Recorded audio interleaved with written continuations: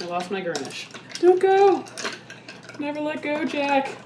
Hey guys, my name is Ivy Mix. I'm the owner and operator of Leyenda, the Brooklyn Cocteleria, and the author of Spirits of Latin America. We're going to be making 3 tequila cocktails with 3 different spicy components. It's important to keep things spicy when we're all locked down, and I hope you enjoy. The first one we're going to do is the Sonámbula. It means sleepwalker in Spanish. The reason being is that we have our Jalapeño infused tequila. It's going to like amp you up. And then we have a chamomile syrup that's supposed to calm you down. People think that when you do Jalapeño infused tequila, you just stick a pepper inside a bottle and call it a day.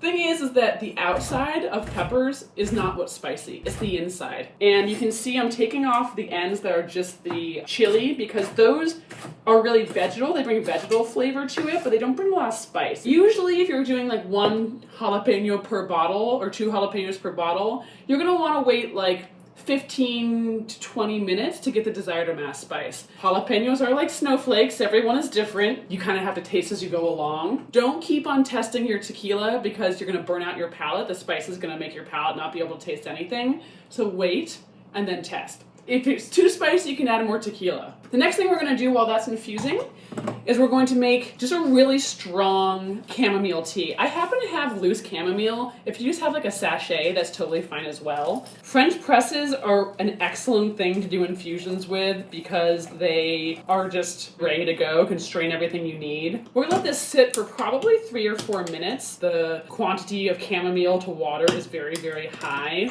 And now let's see how we're doing with our infusion. You can taste straight from the spoon, but you can also taste by putting some on your hand if you don't want to like stick your hand right in there. Very spicy. Okay, good. I really like having these little tea strainers. They fit perfectly like this. You go like this and you're done. Doesn't get much easier than that. You don't even have to refrigerate it. You can keep it like this in your cabinet and you're fine. Then we're going to take our tea here, strain it. See how awesome that is? So satisfying. Look, tea. So I'm going to take that and we're going to make a syrup. I'm going to do 2 parts sugar to 1 part tea here because it carries a little bit more flavor. Just going to give this a little bit of a stir. The tea's still hot, so it's going to dissolve the sugar. And now we can make some cocktails. We're doing 1 ounce of lemon juice, 3/4 of an ounce of our chamomile syrup, 2 ounces of our jalapeno infused tequila, a dash or 2 of mole bitters, and a few dashes of Peychaud bitters. Next we need some ice and glassware. I keep my glassware in the freezer because it makes it super duper cold, and highly recommend getting these 1-inch square cubes. Your drink is going to get cold without getting too dilute. So now we're gonna shake. When you shake a drink, you want to shake it awake, you don't want to rock it to sleep. And you want to think about your ice kind of making like a figure 8 in your shaker. And you're going to shake with ice like this that's nice and cold and not going to break up too much, like 8 seconds.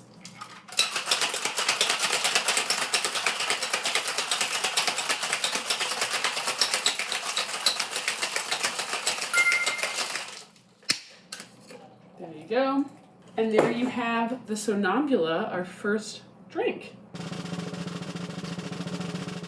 It's awesome. This is actually the first drink I ever put in the menu anywhere, and it's still a staple at Leyenda, my own bar. Basically my riff on a margarita. All cocktails have a formula. Once you know that, you can plug and play different things. Traditionally, a margarita has triple sec in it, and this here has my own rendition of a simple syrup using chamomile tea rather than just normal sugar. We're using lemon instead of lime, and we're infusing the tequila with a little bit of jalapeno to give it an extra kick. The bitters come in to kind of tie those flavors all together.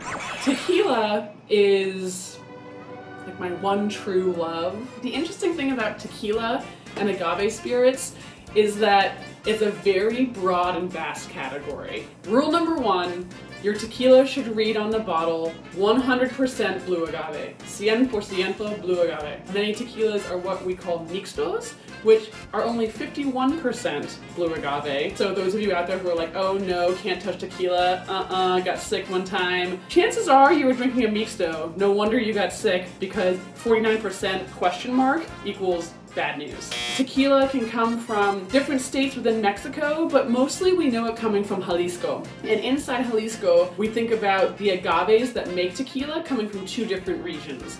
One being the valley and one being the highlands. I like mixing with tequila that comes from the valley. It's a little bit more peppery, has a little bit more punch. I really like Highland tequilas for sipping neat. It's a little bit longer. I hate using the word smooth for spirits.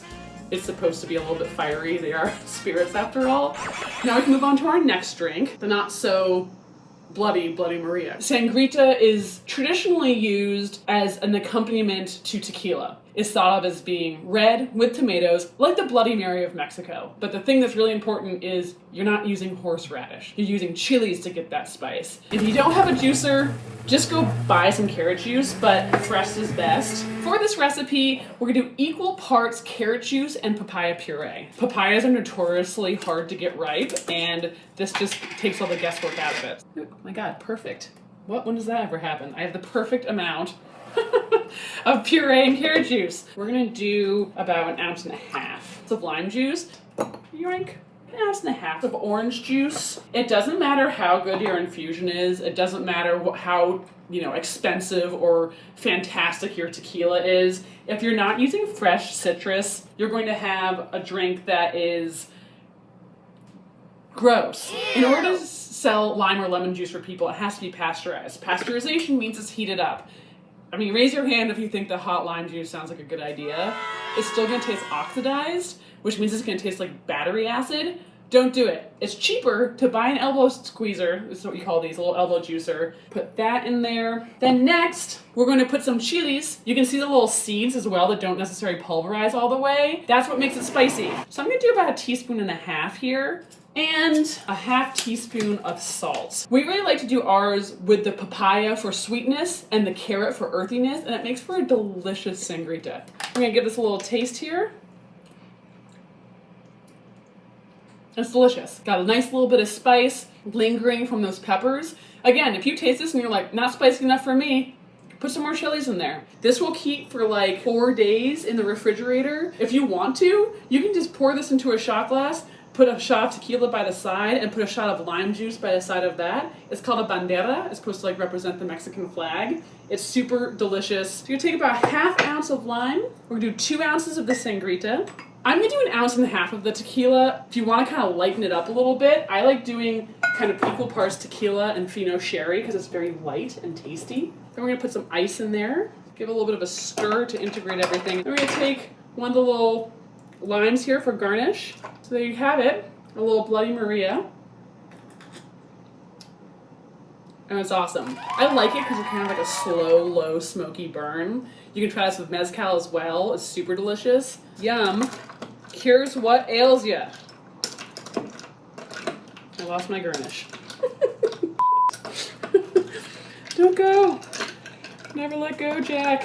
I started bartending because I became a regular at a bar called Cafe Noce in Antigua, Guatemala. It just happened to be a tequila and mezcal bar. And then when it was time for me to go home, I had a big bill that I couldn't call my mom and ask her to help me pay.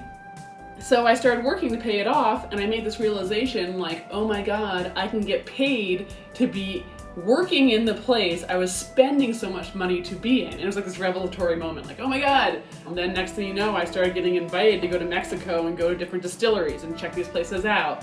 And it was mind-blowing. And now I've taken those experiences and brought them into my own cocktails here in Brooklyn.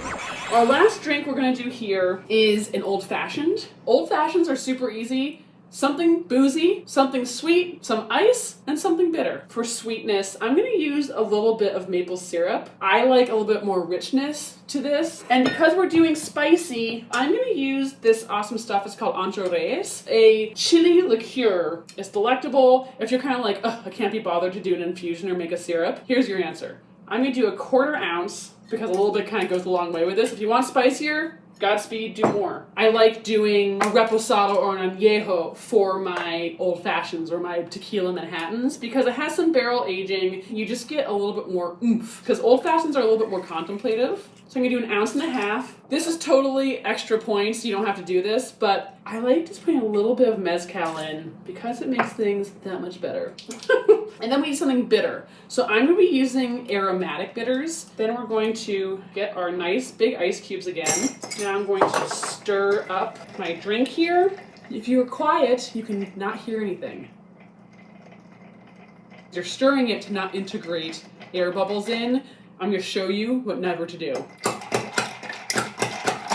Don't do that, because you can see the little air bubbles, you're ruining your viscosity. If you want to do that, just shake it up. I'm gonna pour this over this ice, this delicious old fashioned. And old fashions traditionally get a little garnish, so I'm gonna do a little orange twist. I really like just doing like a nice simple disc. We're gonna put the orange side towards the glass. You're just gonna squeeze. If you don't know how it works, do another twist, do it against your wrist. You've got your own homemade perfume. Then you're gonna do a little bit of rubbing the oils around the top of the rims, so it's really all about your smell. And you can either dip it in, which I'm going to do because I think it looks pretty, or you can discard it. So there you go, a little spicy old fashioned that you can do with not making any homemade ingredients at all.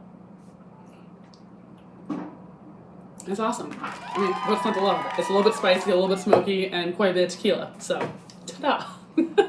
Thanks for watching all this, and I hope you learned something you can use.